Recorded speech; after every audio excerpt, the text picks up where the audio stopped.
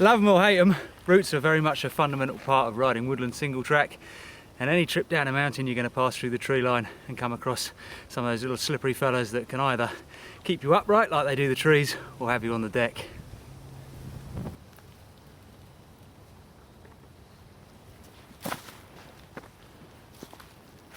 In our series of articles so far, we've been breaking down riding into a series of elements: 8 physical, 4 psychological and 2 personal. With route riding and riding over routes and becoming a route master, we're going to start with the personal side of things. Those 2 elements, you and your equipment. The way you set your equipment up is obviously integral to whatever you're riding. It's going to affect the way you ride, the way your bike handles and how much success you have. Most fundamental is your point of contact with the ground when it comes to routes, and looking at your tyre. Here we're not looking at tyre pattern, tyre tread, although ultimately that will play a small part, but much more importantly how you set them up. I want my tyres to morph and grip as I cross a route, be it up or down. If the tyre pressure's too high, as I go downhill, my tyre's going to bounce off routes and pop from route to route rather than smoothly roll over. Run them too low, I'm going to risk pinch flats. So make them feel like an orange rather than an apple. A bit of squeeze in there, a bit of grip in there, it's going to go wonders when it comes to finding that elusive grip. So whether the routes are on the flat, a single solitary large route, a whole spread of smaller routes going down or going up, we need to work out what to do, when to do it, and most importantly why to. As important, or more important perhaps, than the personal tier is the psychological tier.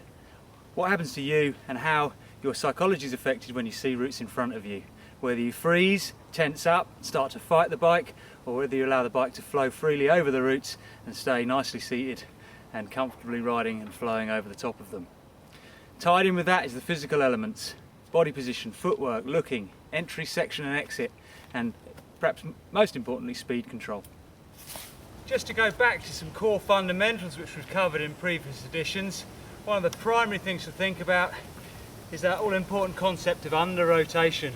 When it comes to a raised obstacle of any sort in the trail, be it a route or in this case a fallen limb, if we're up and over the bike with our wrists rolled forward and up on our toes as the front wheel engages, our body mass is going to catch up the bike and it's going to start to over rotate. We're going to drive that front wheel into the obstacle and we're up and over without shifting our weight miles back on the bike by any means, but keeping our weight centered over the bottom bracket, dropping heels and dropping wrists. As the front wheel engages and my mass starts to be carried forward onto the bike, push down and through. This has the effect of lightening the front wheel and smoothing it over the bump and allowing the wheel to roll smoothly undeterred without me overtaking it, but by driving down and through. Similarly, as the rear wheel lifts up and over, if I'm up on my toes as the back wheel lifts, there's only one way I'm going to fall, and that's forward. I'm going to be sprung forward and up.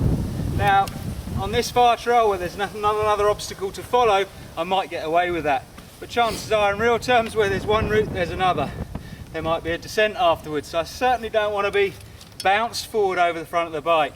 Simply by dropping my heels, keeping my hips slightly behind my heels, as the rear wheel engages, I can slightly down on weight, softening, using good energy management so that the bike rolls up and over and I stay firmly attached to the pedals. As I roll in, I'm looking through, dropping wrists and heels, slight rearward shift, it's easy for me to say, allows the bike, the saddle, to lift up below my groin without throwing me up and forwards, and I'm on and away. Under rotation applies to lots of your riding, but particularly when it comes to hitting larger routes and obstacles across the trail. A root, fallen branch in this case, or tree stump that's lying across the trail, falls into the category of a performance cue.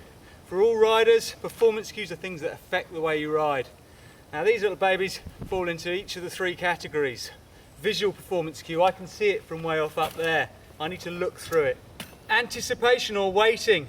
If I start to fear what's going to happen as I cross that, the likelihood is I'm going to tighten up on the bike, maybe hold my breath, tense all my muscles, then I'm one heavy solid lump with the bike. I want to make sure that the bike can move freely below me and I'm nice and relaxed. So think through. Think footwork, looking, body position, entry, section, exit.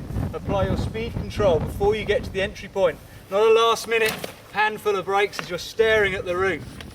And finally input. As I go over that I need to use good energy management, and that allows the bike to progress nice and smoothly. Heels dropped, wrist drop.